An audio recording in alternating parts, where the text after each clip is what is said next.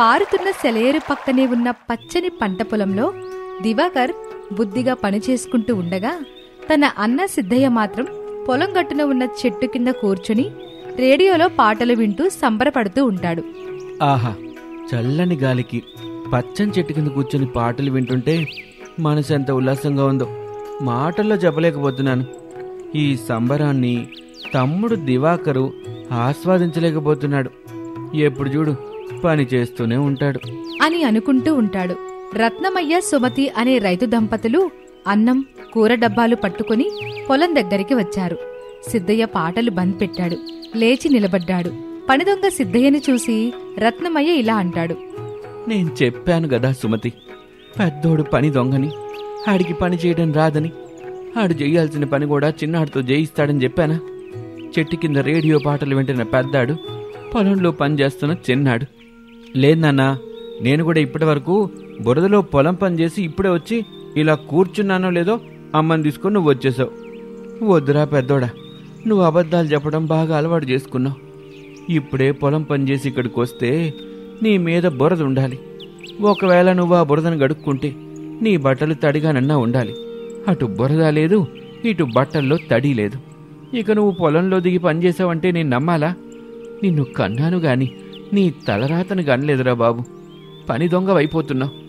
పెద్దాన్ని ఎంత తిట్టినా బండరాయి మీద వర్షం పడినట్టుగానే ఉంటుందయ్యా. పోయి పొలం దగ్గరికెళ్ళి చిన్నాన్ని ఇక్కడికి పంపించు, అన్నం తింటాడు. అమ్మా, ఏం కూర వండుకొచ్చావమ్మా? కోడిగుడ్ల కూర వండుకొచ్చాను పెద్దబాబు. అయితే నాకు కూడా అన్నం పెట్టమ్మా, ఆకలి బాగా అవుతుంది. పెద్దోడా, ఆకలి బాగా అయ్యేది పని చేసేవాళ్ళకి, పని దొంగలకు కాదు. సుమతి, చిన్నోడు వచ్చిన తర్వాత ఇద్దరికి కలిపి అన్నం పెట్టు. నేను వెళ్ళి చిన్నోడిని పంపిస్తాను. సరేనయ్యా, చిన్నాడొచ్చిన తర్వాతే అన్నదమ్ములిద్దరికి అన్నం కూర పెడతాను అని సుమతి చెప్పగానే రత్నమయ్య పొలంలో పనిచేస్తున్న చిన్నోడు దివాకర్ దగ్గరికి వచ్చాడు. చిన్నోడా, అన్నం గుడ్డు కూర తీసుకొచ్చాం, ఇల్లు తినిపో బాబు. మళ్ళీ ఆ పందొంగ పెద్దోడు మొత్తం తినేస్తాడు. నీకు మళ్ళీ పచ్చడి మెతుకులే ఉంటాయి. ఏ పని చెయ్యని నేనే మొత్తం తినేస్తే అన్ని పనులు చేసి తల్లి ముగ్గురిని సాత్తున్న తమ్ముడు ఏం తింటాడనే ఆలోచన కూడా వాడికి ఉండదు.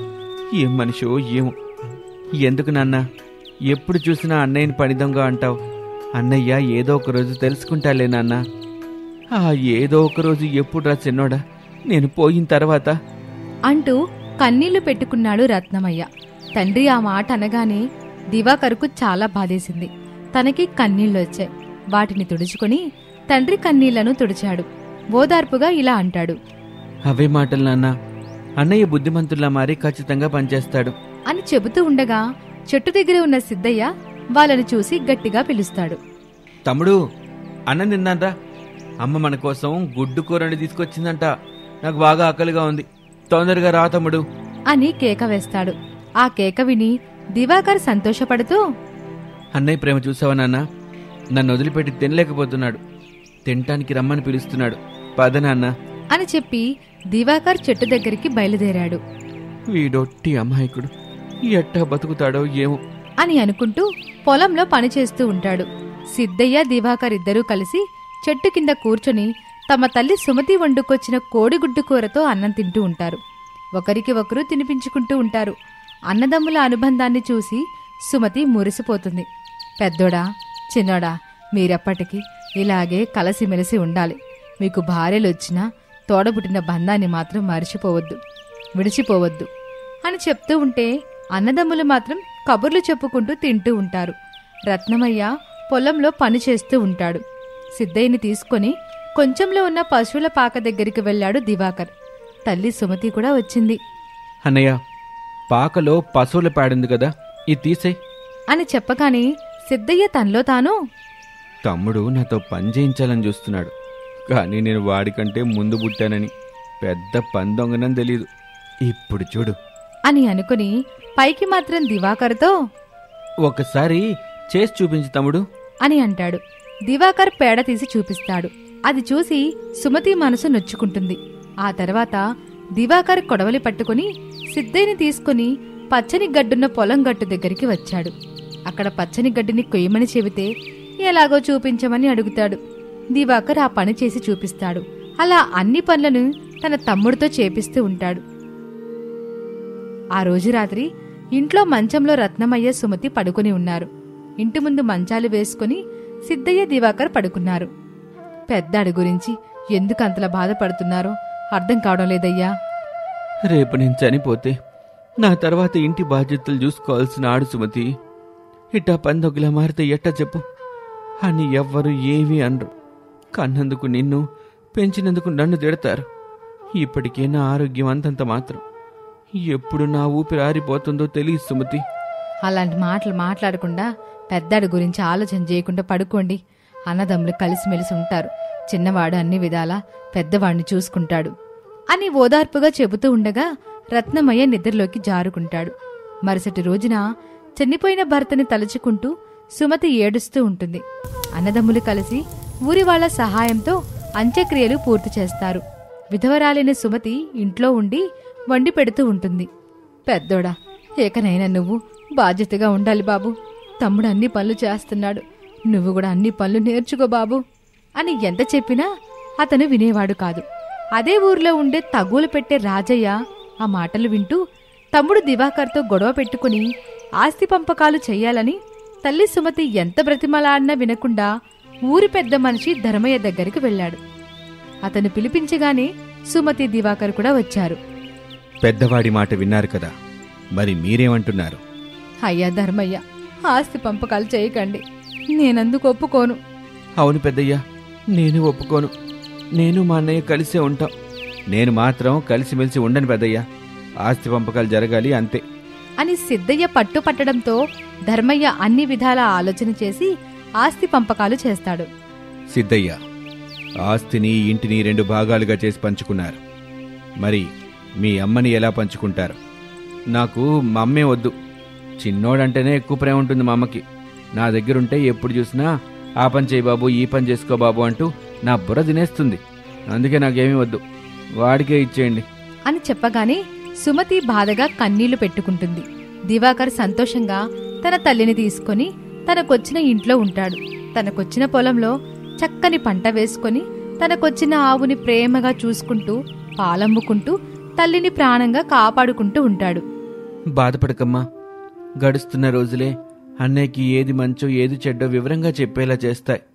గాయం చేసి చూపిస్తాయి, నువ్వు చూస్తూ ఉండు అని ఓదార్స్తూ జీవిస్తూ ఉంటాడు. రోజులు గడుస్తున్నా కొద్దీ పని చేయలేని సిద్ధయ్య తనకొచ్చిన ఇంటిని, పొలాన్ని, ఆవుని అమ్ముకుంటూ అలా వచ్చిన డబ్బులను ఇష్టానుసారంగా ఖర్చు చేస్తూ జీవిస్తూ ఉంటాడు. బుద్ధిగా పనిచేసుకునే దివాకర్ కొన్నాళ్లకి కొత్తిల్లు కొంటాడు. మరొక ఆవుని కూడా కొంటాడు. మరొక పొలాన్ని కొంటాడు. అన్నీ అమ్ముకొని బికారిలా మారిన సిద్ధయ్య ఆకలితో శ్మశానంలో తన తండ్రి సమాధి దగ్గర ఏడుస్తూ ఉంటాడు. నాన్న, మన్నించు నాన్న. నువ్వు బతికున్నప్పుడు పని చేసుకోరా పెద్దోడా, పని నేర్చుకోరా పెద్దోడా అని ఎంతో ప్రేమగా చెప్పావు. కానీ నేనే వినిపించుకోలేదు. అది నేను చేసిన మొదటి తప్పు. నువ్వు చనిపోయిన తర్వాత మంది మాటలు పట్టుకొని ఆస్తి పంపకాలు చేశాను.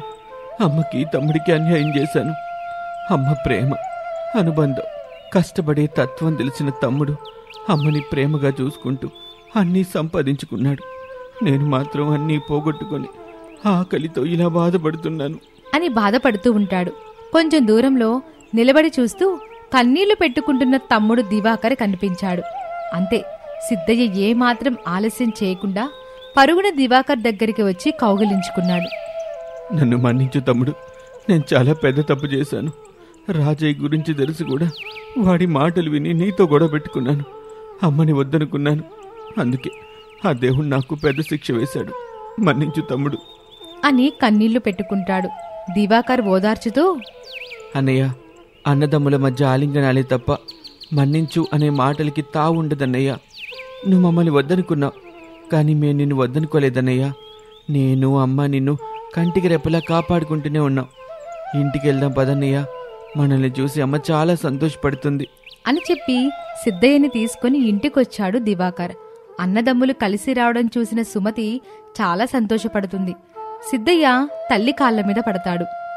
పెద్దవాడిగా పుట్టి నేను మహాపాపం చేశానమ్మా, నన్ను మన్నించు అని వేడుకుంటాడు. సుమతి తల్లి మనసు సిద్ధయ్య చేసిన తప్పులని మన్నిస్తుంది. తన కొడుకులు కలిసిపోయారని ఇష్టమైన కోడిగుడ్ల కూర వండి పెడుతుంది. తన తప్పు తెలుసుకున్న పెద్దాడు సిద్ధయ్య తన తమ్ముడు దివాకర్తో కలిసి అన్ని పనులు నేర్చుకుంటూ బుద్ధిగా జీవిస్తూ ఉంటాడు. ఇది ఇవాల్టి కథ. మరొక ఆసక్తికర కథతో మళ్ళీ కలుద్దాం. రామాపురం అనే గ్రామంలో చాలా మంది వ్యవసాయంతో పాటు రకరకాల వృత్తులు చేసుకుంటూ జీవనం సాగిస్తున్నారు. అదే ఊర్లో వీరయ్య అనే రైతు ఉండేవాడు. ఆయన ఉదయాన్నే నిద్రలేచి పెరట్లో ఉండే వేప చెట్టు దగ్గరికి వెళ్లి వేప పుల్లలతో పళ్ళు తోముకునేవాడు. తర్వాత కొట్టం దగ్గరికి వెళ్లి ఎడ్ల దగ్గరికి వెళ్ళాడు.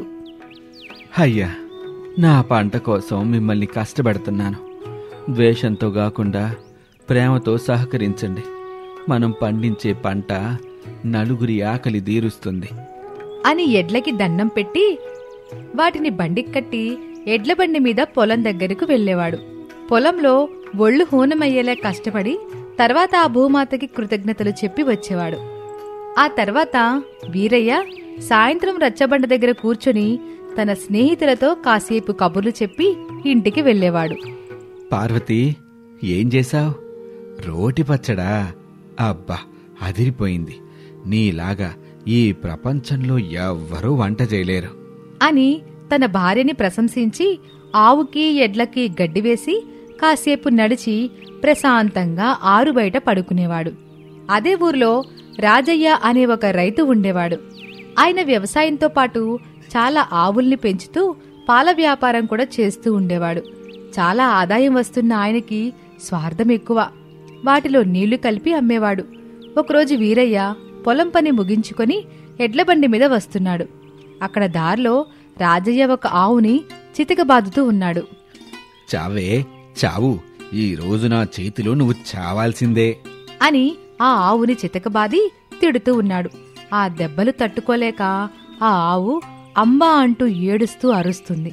వీరయ్య ఎడ్లబండి మీద వస్తూ రాజయ్య ఆవుని కొట్టడం చూశాడు. హడావుడిగా బండాపేసి రాజయ్య దగ్గరికి వెళ్ళాడు. రాజయ్య, ఏంటట్టా కొడుతున్నావు? ఆపు, ముందాపు అంటూ కర్ర తీసుకుని విసిరేశాడు. ఏంటయ్యా, ఏంటా పిచ్చి కోపం? ఎందుకు ఆ మూగ జంతువునట్ట హింసిస్తున్నావు? మరేం చేయమంటావు వీరయ్యా? ఇది పాలివ్వడమే మానేసింది అని అసహనంగా చెప్పాడు.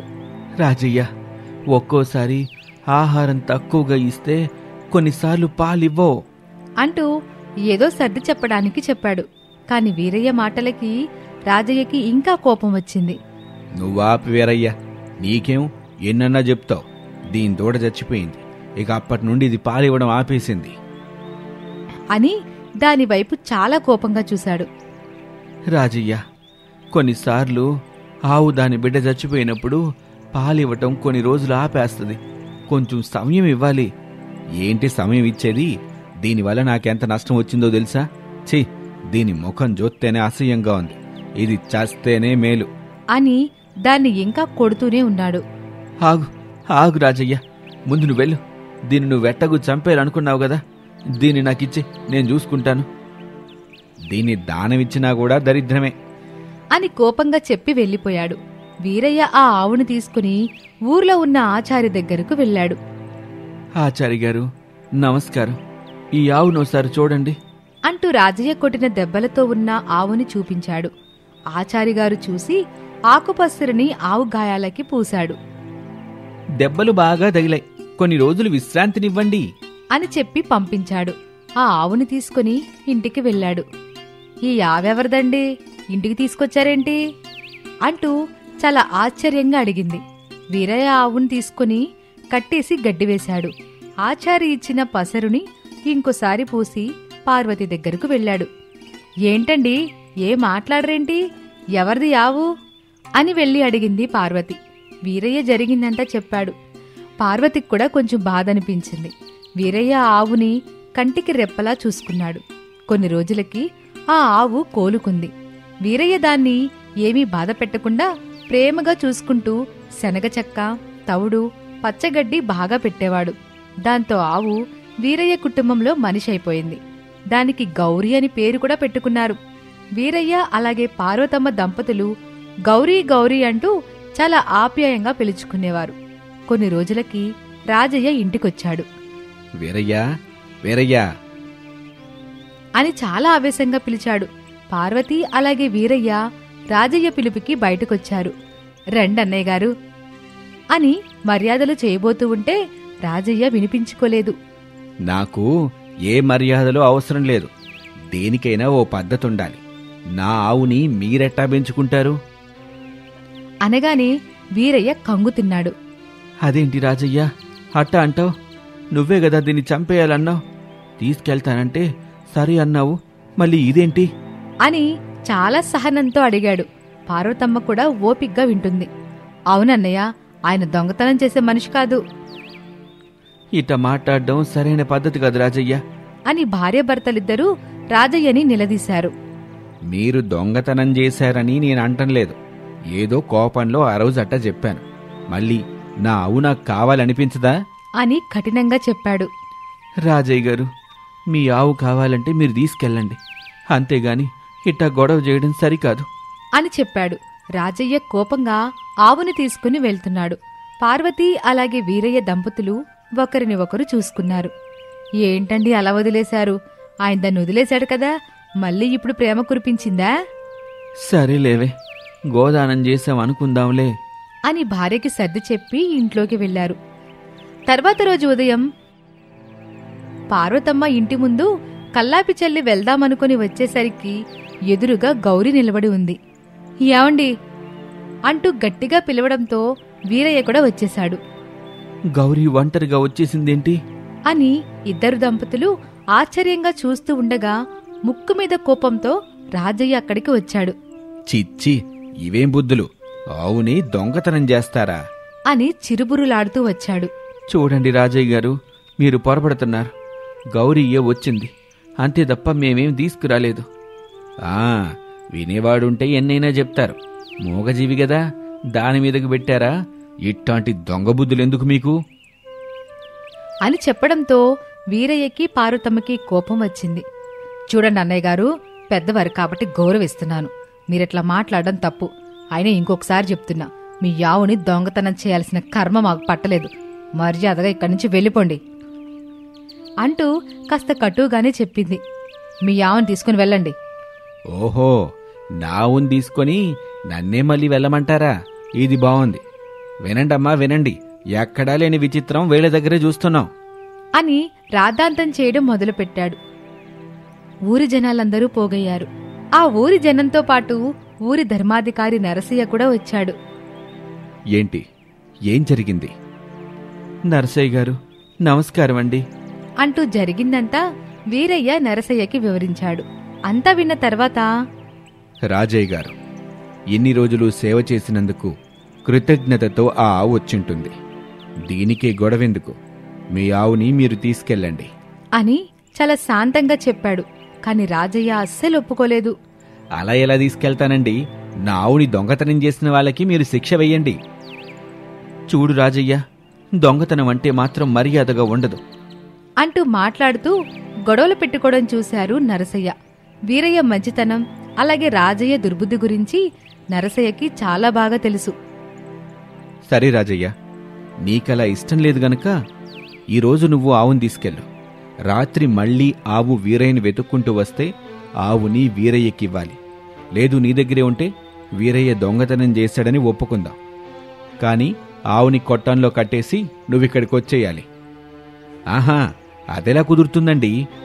ఇంకేం మాట్లాడొద్దు, నేను చెప్పిందే చెయ్యండి అని ధర్మాధికారి ఆదేశించాడు. ఇక రాజయ్య చేసేదేమి లేక ఆవుని తీసుకొచ్చి కొట్టాంలో గట్టిగా కట్టేశాడు. రాత్రి రచ్చబండ దగ్గర ధర్మాధికారి, వీరయ్య అలాగే రాజయ్యలతో పాటు ఊరి ప్రజలందరూ ఎదురు చూస్తూ ఉన్నారు. అర్ధరాత్రి అవ్వగానే గౌరీ కట్లు కూడా తెంపుకొని పరిగెత్తుకుంటూ వచ్చి వీరయ్య దగ్గరకొచ్చింది. విషయాన్ని ఊరి ప్రజలందరూ చూశారు. రాజయ్యకి ఏం చేయాలో అర్థం కాలేదు. చూసావా, మూగజీవులకి మోసం చేయటం రాదు రాజయ్య. చెప్పినట్టే ఆవుని వీరయ్య దంపతులకిచ్చి ఇక నువ్వు ఇంటికి వెళ్ళు అని తీర్పు చెప్పాడు. ఇక రాజయ్య ఏం చేయలేక ఏడుస్తూ ఇంటికి వెళ్ళాడు. వీరయ్య దంపతులు గౌరిని తీసుకుని వెళ్లారు. రాజయ్యకి 2 సార్లు వీరయ్య గోదానం చేసినా ఉపయోగించుకోకుండా ఒట్టి చేతులతో వెళ్ళాడు. ఇది ఇవాల్టి కథ. మరొక ఆసక్తికర కథతో మళ్ళీ కలుద్దాం.